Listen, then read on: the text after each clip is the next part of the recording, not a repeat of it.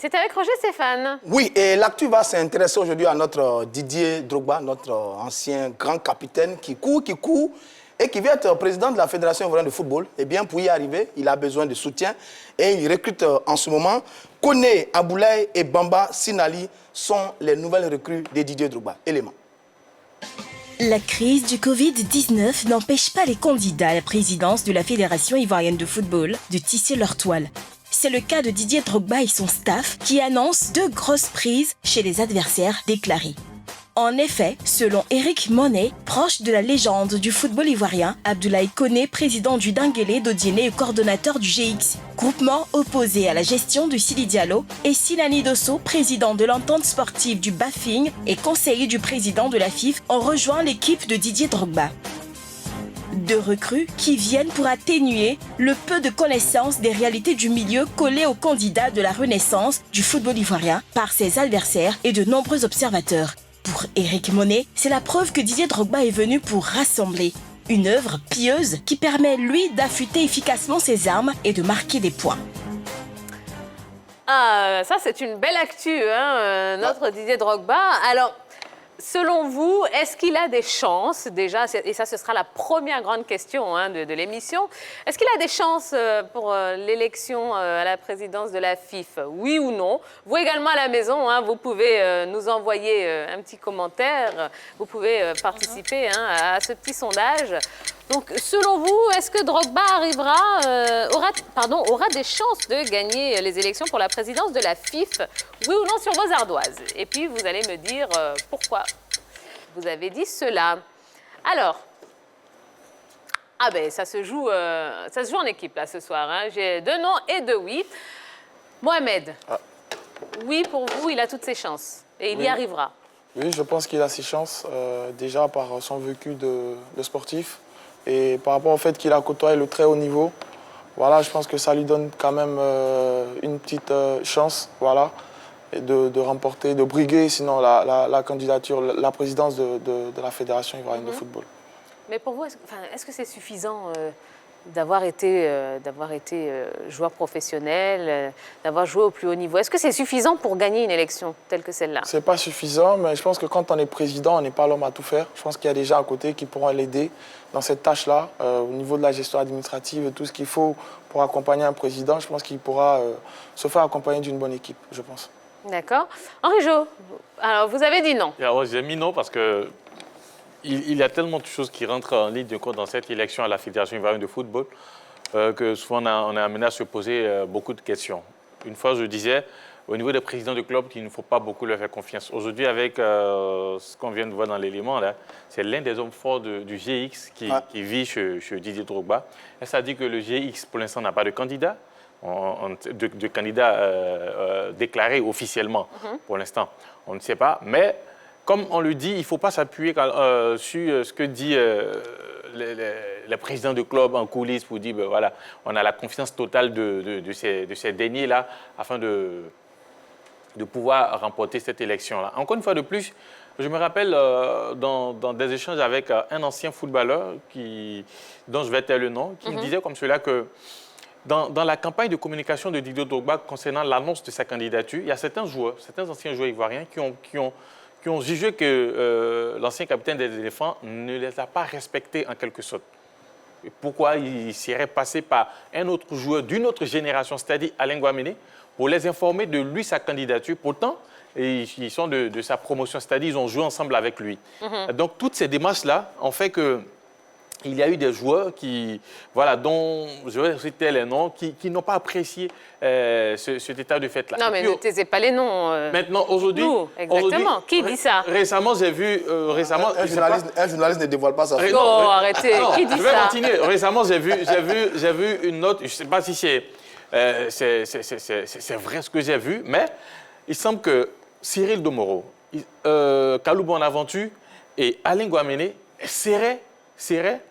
se sont mis ensemble pour soutenir le duo Malik Toé et Idriss Diallo. Ah, ça? Alors là, c'est quand même fort. Ouais. Pour l'instant, on n'a pas la certitude, on n'a pas la véracité, mais c'est quand même fort de voir ces 3 messieurs-là soutenir un autre candidat autre que Didier Drogba.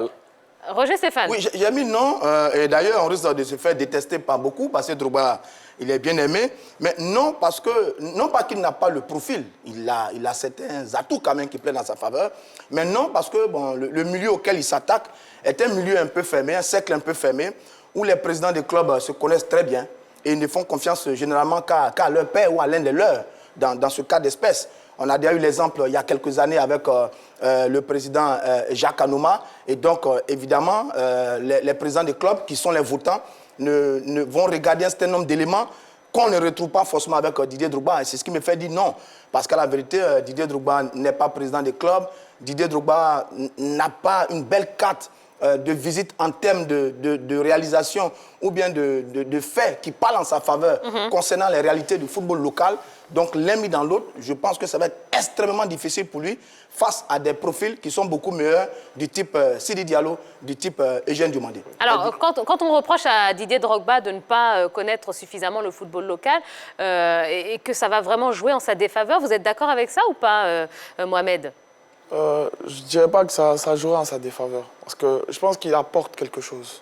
Voilà. Le fait de connaître le football local ne suffit pas. Parce qu'on s'est plaint de la gestion de certaines personnes qui étaient ancrées dans ce qu'on appelle le football local, qui connaissaient bien le football local, mais qui ont eu quand même certains tares. Voilà. Donc je pense que lui, c'est plus un apport, c'est plus quelque chose de nouveau qu'il apporte. Et je pense qu'il faut un traitement vraiment drastique, parce qu'il y a beaucoup de choses. On sait tout ce qui se passe ici. Il faut du changement. Voilà, il faut du changement. Et pour ça, il faut quand même louer quelqu'un qui vient de l'extérieur avec une autre vision, parce qu'il ne va pas accepter certaines choses. Donc je pense que dans ce sens-là, il peut être le profil idéal. Mais on n'a aucune preuve qu'il va changer quoi que ce soit. Parce que si pour avoir la preuve qu'il a la capacité de changer quoi que ce soit, il aurait dû faire cette preuve avec un club, une équipe. Il aurait dû faire cette preuve ailleurs pour qu'on ait là. Voilà, Oui, mais on n'a rien pour montrer que Drogba va faire quelque chose de nouveau. Lui qui d'ailleurs n'a déjà, à l'exception d'avoir été un bon joueur, n'a déjà rien fait en tant que dirigeant au niveau du club. Yellow. On reproche à Drogba de ne pas être impliqué avec les clubs locaux, de ne pas avoir la connaissance véritablement du football local. Mais déjà prendre un président de club de Ligue 2 en tant que directeur de campagne, je pense que c'est un message fort. Parce que Drogba aurait pu choisir n'importe qui pour être directeur de sa campagne, n'importe quel communicant pour être directeur de sa campagne, mais travailler déjà avec quelqu'un qui connaît le football local et mieux la Ligue 2. Qui sont ceux qui connaissent déjà la Ligue 2 en Côte d'Ivoire? Combien de personnes s'intéressent à la Ligue 2? Je pense que là, il y a des questions à se poser. Donc pour moi, c'est carrément un choix déjà stratégique et un très bon choix. Alors, justement, en allant recruter chez ses adversaires à la présidence de la FIF, est-ce que Drogba fait un gros coup? Est-ce que c'est un bon coup pour lui, Henri Jo? Oui, vraisemblablement, c'est un bon coup, puisque c'est des personnes quand même qui ont une vision, qui connaissent quelques petits secrets, si on peut le dire comme ça, des maisons dans lesquelles ils étaient avant. Mais aujourd'hui, moi, je pense que l'idéal serait d'avoir un très, très bon programme, notamment avec ce qu'il a présenté, Didier Drogba a un bon programme. Mais là où le bas blesse, c'est au niveau des acteurs majeurs qui peuvent l'aider à vraiment à remporter ces élections-là.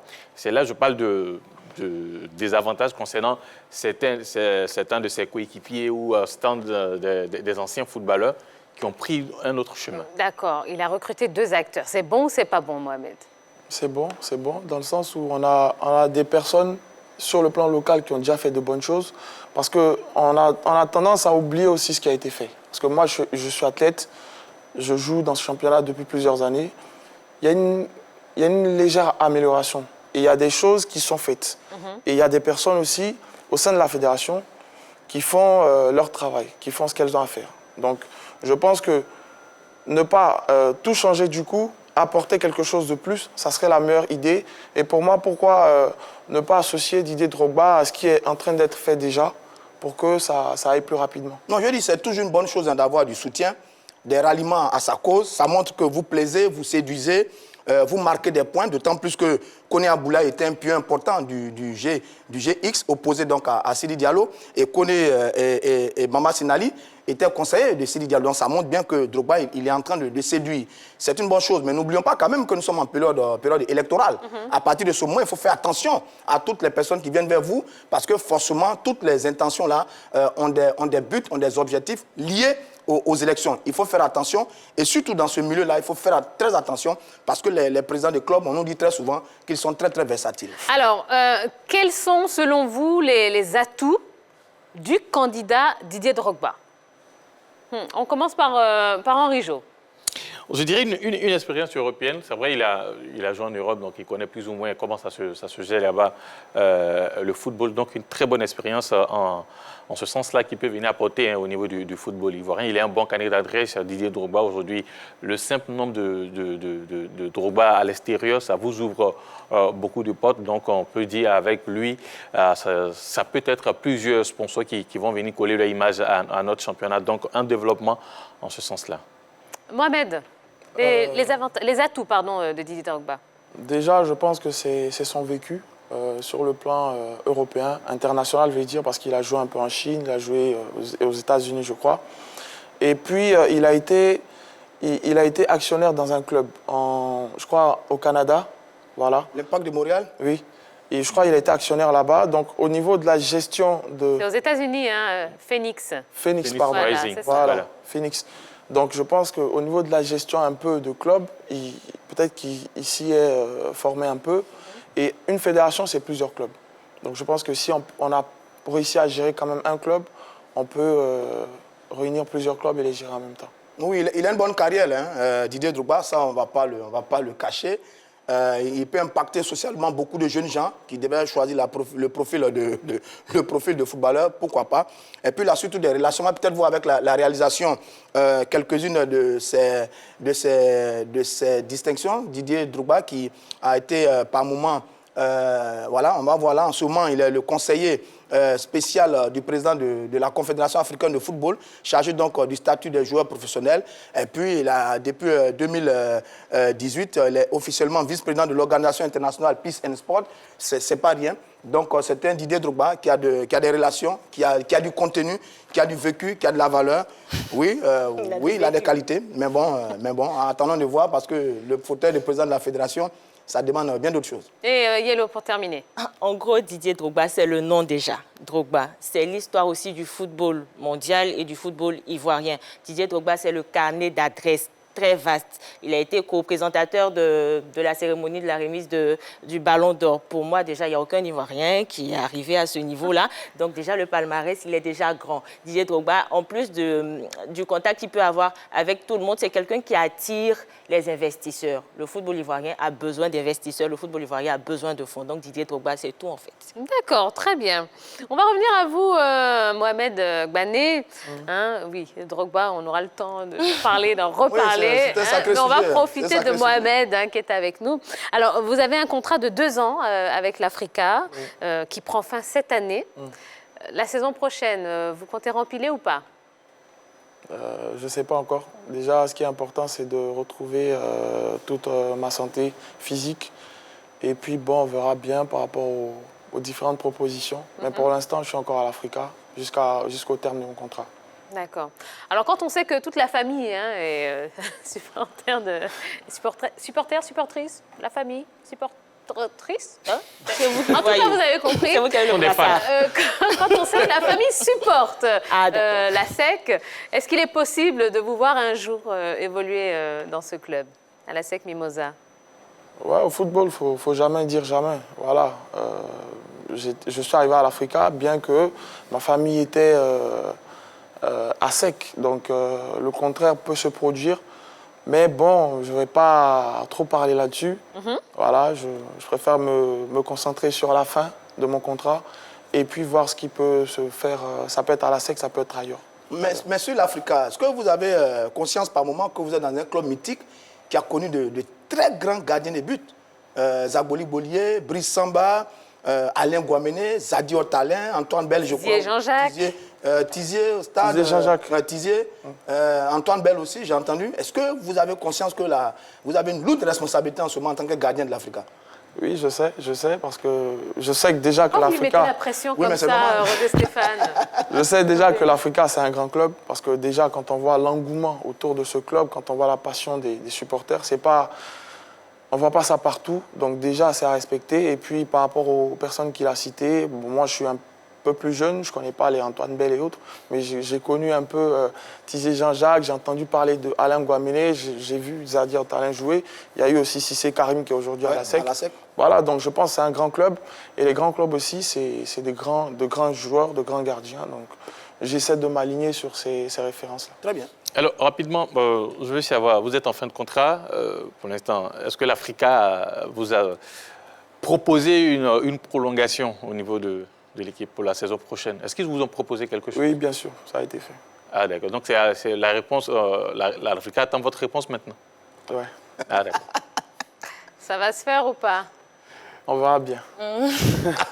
Il a envie de partir. Mais vous ne donnez Non, pas, non, monsieur, vous ne donnez pas beaucoup d'assurance. Oui, d'accord, calmez. Non. Il est avec nous jusqu'à la fin de l'émission.